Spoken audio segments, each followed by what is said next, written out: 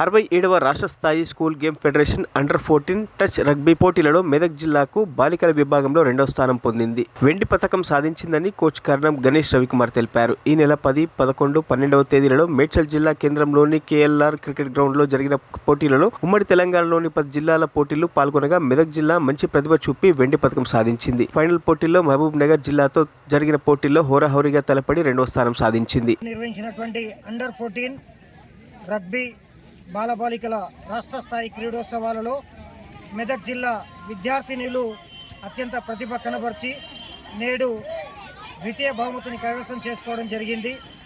క్రీడాకారులందరూ కూడా ఎంతో ఉత్సాహంతో పూర్తి పట్టుదలతో ఈ క్రీడల్లో పాల్గొని మిగతా 9 జట్లలో వాళ్ళని ఓడించి మెదక్ జిల్లా జట్టు ఈరోజు ద్వితీయ స్థానాన్ని కైవసం చేసుకుంది.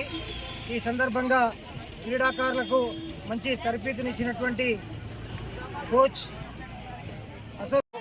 ఎస్జిఎఫ్ స్కూల్ గేమ్స్ ఫెడరేషన్ ఆధ్వర్యంలో జరిగిన అండర్-14 టచ్ రగ్బీ బాలబాలికల పోటీల్లో మెదక్ జిల్లా 2వ స్థానం కైవసం చేసుకుని మంచి ప్రతిభ చూపి 2వ స్థానం కైవసం చేసుకుంది. దీంట్లోంచి కూడా క్రీడాకారులు మంచి ప్రతిభ చూపిన వాళ్ళను జాతీయ స్థాయి పోటీలకు ఎంపిక చేయడం జరుగుతుంది. ఈ నెల 20 నుంచి జరిగే జాతీయ స్థాయి పోటీలు ఒడిశాలోని భువనేశ్వర్లో జరుగుతున్నాయి. దాంట్లో కూడా మెదక్ జిల్లా క్రీడాకారులు ఖచ్చితంగా ఎక్కువ మంది ఎంపికై అక్కడ కూడా మంచి ప్రతిభ చూపి పథకాలు తేవాలని అనుకుంటున్నాను.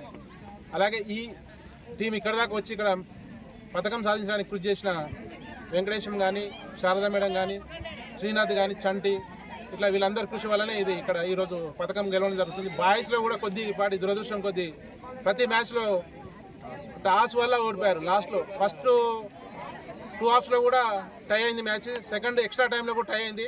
దురదృష్టం ఏంటంటే టాస్లో ఓడిపోయి 3rd ప్లేస్ కోల్పోయినారు. లేకపోతే అది కూడా ఖచ్చితంగా మెడల్ కొట్టాల్సిందే నెక్స్ట్ టైం. మరిన్ని అప్డేట్స్ కోసం మా ఛానల్ని సబ్స్క్రైబ్ చేయండి.